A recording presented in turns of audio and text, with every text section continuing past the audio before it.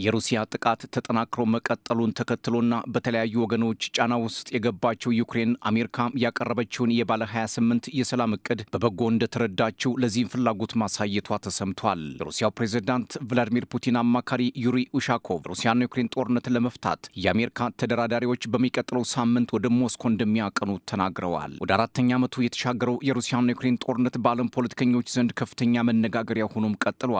ከብራስልስ እስከ ለንደን፣ ከፓሪስ እስከ ኢስታንቡል፣ ከክሬምሊን እስከ ዋሽንግተን ዋይት ሀውስ ድረስ ከፍተኛ ክርክሮችም ተደርገውበታል። የአውሮፓ ህብረት፣ አሜሪካ መራሽ የሰሜን አትላንቲክ የጦር ጥምረት ኔቶ አባል ሀገራትን ጨምሮ ጉዳዩ ይመለከተናል የሚሉ አካላት በዚህ ጦርነት በአንድም በሌላ መንገድ እጃቸውን አስገብተዋል። የሰሜን አትላንቲክ የጦር ቃል ኪዳን ጥምረት ኔቶና አውሮፓ ህብረት ብሎም ሰሜን ኮሪያም ጣልቃ መግባታቸው ጦርነቱ እንዳይበርድ አድርጎት ቆይቷል ይላሉ ፖለቲከኞች። የሩሲያና ዩክሬን ጦርነትን ለመፍታት የተደረገው ጥረት ኢስታንቡልን፣ አንካራን፣ ጅዳንና ሪያድን አቋርጦ አሁን ላይ ዋሽንግተን ከዶናልድ ትራምፕ እጅ የወደቀ ይመስላል።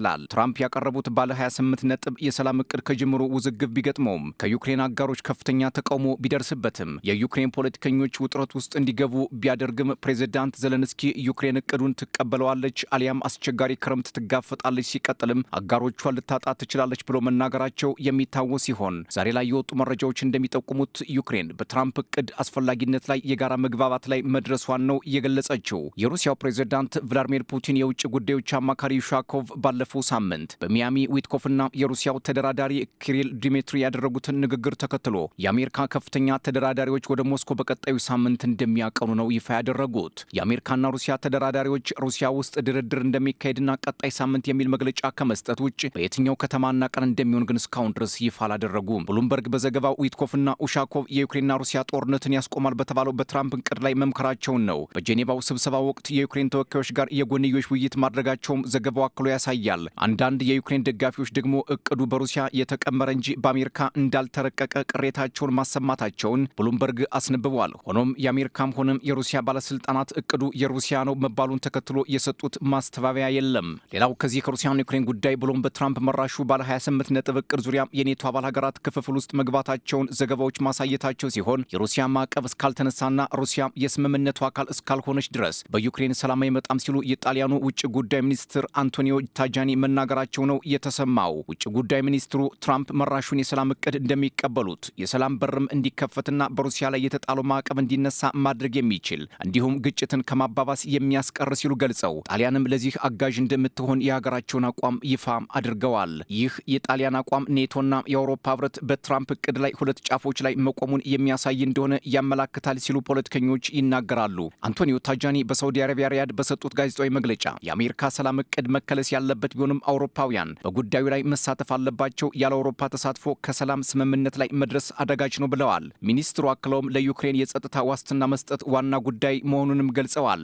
ዩክሬን የፊታችን ገና ሰላም እንዲወርድላትም እንመኛለን፣ ለዚህም የሞስኮን ምላሽ እንጠብቃለን ነው ያሉት። የክሬምሊን ባለስልጣናት ሞስኮ ከማንኛውም የውጭ አካል ጋር በሰላማዊ መንገድ መደራደር እንደምትፈልግ ይናገራሉ። ሞስኮ የማትፈልገው ግን ዩክሬንን በጎን እያስታጠቁ በጎን እንደራደር ከሚሉት አካላት ጋር ምንም አይነት ስምምነት እንደማይኖራቸው ያስጠነቅቃሉ። የትራምፕ ባለ 28 ነጥብ የሰላም እቅድ ላይ ውይይት እየተደረገ ባለበት ሰዓት ሩሲያ በዩክሬን ላይ ጥቃት መሰንዘሯና በዚህም በዛፖሮዥያ 19 ዩክሬናውያን መቁሰላቸው እንዲሁም በ10 ሺዎች የሚቆጠሩ የሩሲያ ወታደሮች ወደ ደቡባዊ ምስራቅ ዩክሬን መገስገሳቸው ተሰምቷል። ዘለንስኪም እቅዱ ጦርነቱን ለመጨረስ የሚያደርግ ከሆነ እንደሚቀበሉት እየተናገሩ ባሉበት ሰዓትና ዶናልድ ትራምፕ የሰላም እቅዱ በመሻሻል ላይ ነው እያሉ በሚናገሩበት ወቅት ሩሲያ ጥቃቷን መፈጸሟ ምናልባት ትራምፕን እንዲያስቆጣ ያሰጋል የሚሉ ፖለቲከኞች በአንድ ወገን ቢኖሩም ሌሎች ተንታኞች ደግሞ ሩሲያ በሁለቱም ወገን ማለትም በሰላምም በኃይልም ማሸነፍ እንደምትችል ለማሳየት የምትጠቀምበት ስልት ይመስላል ሲሉ ይሞግታሉ። በሌላ በኩል ደግሞ የኔቶ አባል ሀገር የሆነችው ስዊድን ሞስኮ ጥቃት ልትፈጽም ስለምትችል የረዥም ርቀት ሚሳይል በሩሲያ ላይ መጠቀም ያስፈልጋል ስትል መናገሯ ሞስኮ ደግሞ ስዊድን አደገኛ እሳት ላለመጫር መጠንቀቅ አለባት ስትል ካሳሰበች በኋላ ሩሲያ ከአውሮፓውያን ጋር የመዋጋት ፍላጎት የላትም ስትል ይፋ አድርጋለች። ስቶክሆልም ጠንካራ ምሽግ መገንባት እንደሚኖርባት የሀገሪቱ መከላከያ ሚኒስትር ፓል ጆንሰን ነው የተናገሩት።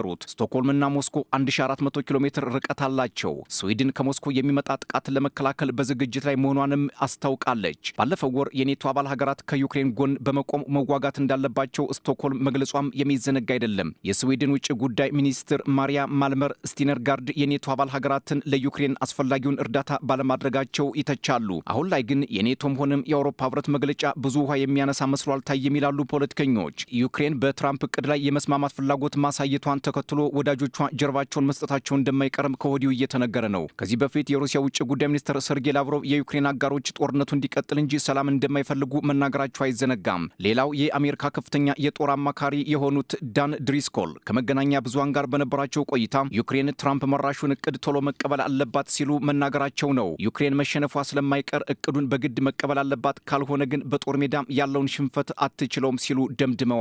የትራምፕን እቅድ ተግባራዊ ለማድረግ ዩክሬንም ሩሲያን በየድርሻቸው እንደሚቀበሉት ቢናገሩም ከውጊያ ግን አልተቆጠቡም። በምስራቃዊ ዛፖሮዣ በተደረገው ውጊያ ሩሲያ 980 ወታደሮቿን ማጣቷን ዩክሬን መግለጫ ሰጥታለች። ከሩሲያ ባለስልጣናት ግን በጉዳዩ ላይ እስካሁን ድረስ የተሰጠ ማስተባበያም ሆነ ምላሽ የለም። ዩክሬን በዚህ የጦር ግንባር 2000 ካሚካዚ ሰው አልባ አውሮፕላኖችን በመጠቀም 4 የሩሲያ ታንኮችንና በርካታ ተሽከርካሪዎችን ማውደሟንም ይፋ አድርጋለች።